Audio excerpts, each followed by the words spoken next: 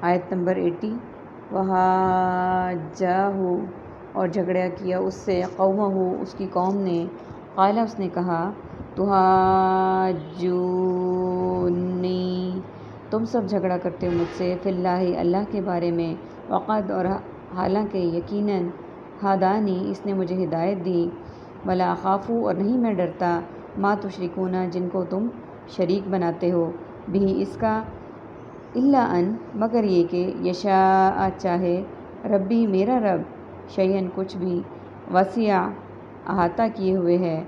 ربی میرا رب کل شیئن ہر چیز کا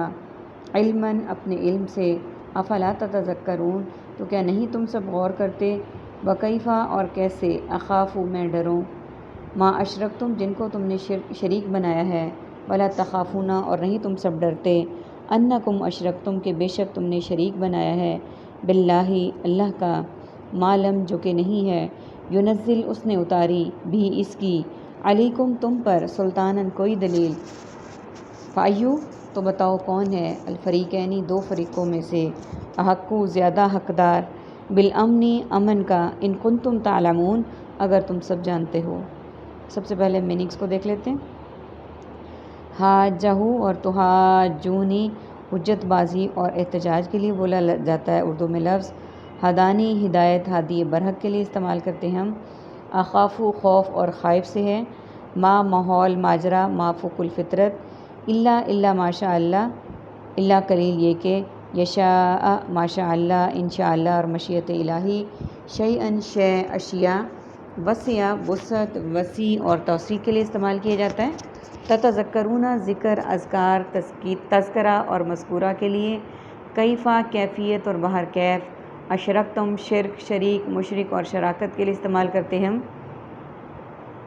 ینزل نازل نزول اور شان نزول کے لیے بولا جاتا ہے۔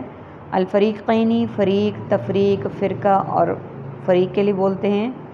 تعلمون علم عالم معلوم تعلیم اور معلومات کے لیے ہم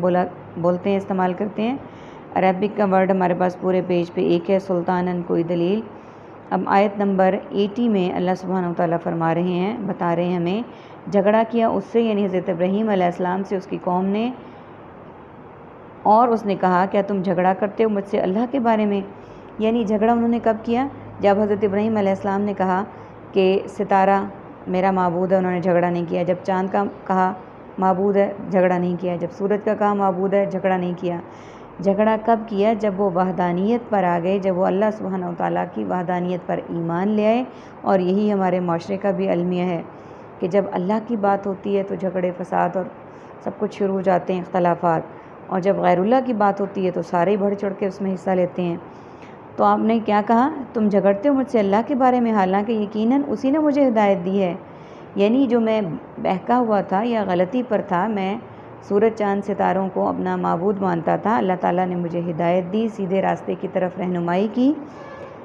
اور نہیں میں ڈرتا ان سے جن کو تم شریک بناتے ہو یعنی بتوں کو اور غیر اللہ کو جن کو تم شریک بناتے ہو میں ان سے نہیں ڈرتا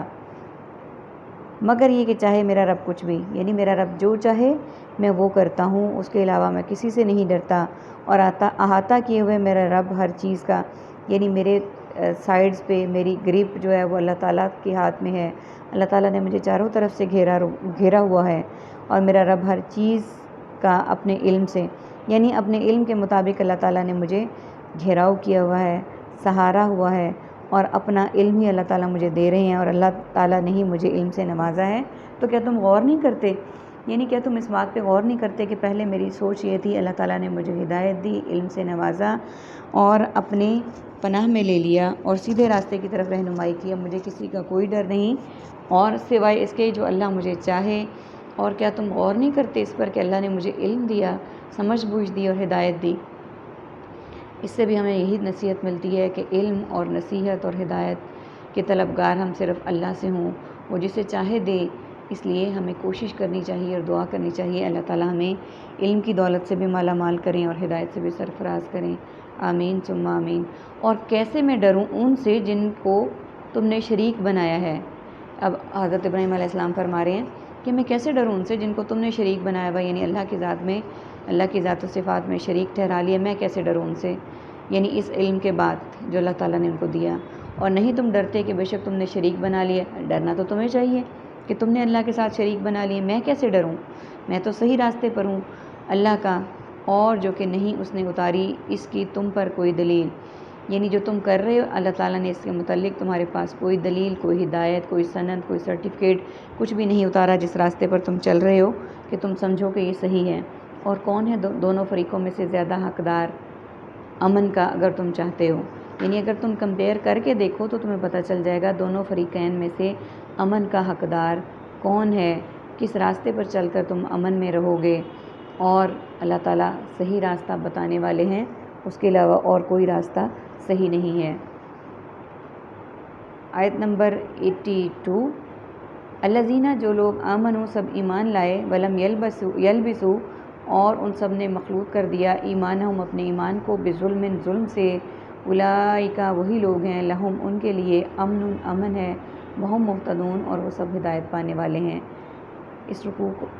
کو یہ رکوع یہاں پہ کمپلیٹ ہوتا ہے۔ دیکھ لیتے ہیں اس آیت کو، آیت نمبر 82 میننگز کو۔ آمنو ایمان مومن اور امن کے لیے استعمال کرتے ہیں، بظلم ظلم ظالم مظلوم اور مظالم کے لیے، الامن امن و ایمان امن عامہ، مہتدون ہدینہ ہدایت ہادی برحق کے لیے استعمال ہوتا ہے۔ عربک کا ورڈ اس آیت میں ایک ہے، یلبسو مخلوط کر لیا، یعنی غلط سلط کر لیا، ملا لیا۔ اب یہاں پہ واضح الفاظ میں بتا دیا گیا جو لوگ ایمان لائے اور نہیں مخلوط کیا اپنے ایمان کو، یعنی غلط سلط کر کے ملایا نہیں شرک سے، وہی ہیں کہ ان کے لیے، ان لوگوں کے لیے اللہ تعالیٰ کی طرف سے کیا انعام ہے؟ امن ہے، وہی ہدایت پانے والے ہیں، یعنی امن کے مستحق بھی وہی ہیں اور ہدایت پانے والے بھی وہی ہیں۔ اللہ تعالیٰ سے دعا ہے کہ اللہ تعالیٰ ہمارے لیے بھی صحیح راستے کی طرف ہماری رہنمائی کریں، ہمیں ہدایت دیں، ہدایت پانے والے لوگوں میں شمار کریں، ہر طرح کے شرک سے ہمیں محفوظ رکھیں۔ اللہ سبحانہ وتعالیٰ سے دل سے دعا کر رہے ہیں کہ اللہ تعالیٰ ہمیں امن والے لوگوں میں شامل کریں، ہدایت پانے والے لوگوں میں شامل کریں، اور ہر طرح کے شرک سے ہمیں محفوظ رکھیں۔ آمین ثم آمین۔ وآخر دعوانا ان الحمد للہ رب العالمین۔ سبحانک اللہم و بحمدک، نشہد ان لا الہ الا انت، نستغفرک و نتوب الیک۔ السلام علیکم ورحمۃ اللہ وبرکاتہ۔